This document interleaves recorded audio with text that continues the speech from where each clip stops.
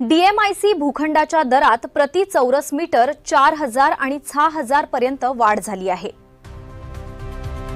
महाराष्ट्र शासनाच्या Maharashtra industrial township limited MITL कंपनीने Auric city अंतर्गत येणाऱ्या Delhi Mumbai industrial corridor DMIC परिसरातील औद्योगिक आणि व्यावसायिक भूखंडांच्या दरात वाढ करण्याचा निर्णय घेतला असून हे नवे दर 1 एप्रिलपासून लागू करण्यात आले आहेत. MITLच्या अखत्यारीतील शेंद्रा आणि बिडकीन औद्योगिक पट्ट्यात सुमारे 10,000 एकर जमीन औद्योगिक, व्यावसायिक आणि निवासी वापरासाठी उपलब्ध आहे. यापैकी औद्योगिक वापरासाठी असलेले जवळपास 90 ते 95% भूखंड विविध कंपन्यांना आधीच वाटप करण्यात आले आहेत.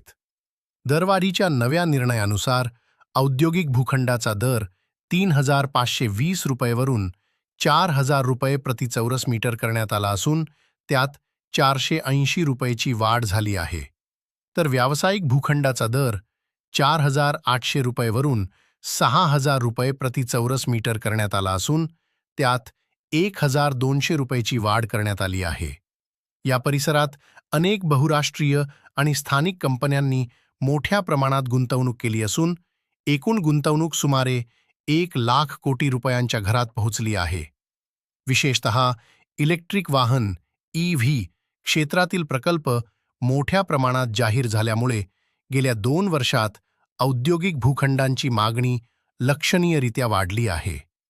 उपलब्ध जमिनीपेक्षा मागणी अधिक असल्यामुळे MITLच्या संचालक मंडळाने दरवाढीचा निर्णय घेतला असून ऑरिक सिटी प्रशासनाने नव्या दरानुसार भूखंड विक्रीसाठी जाहिरातही प्रसिद्ध केली आहे.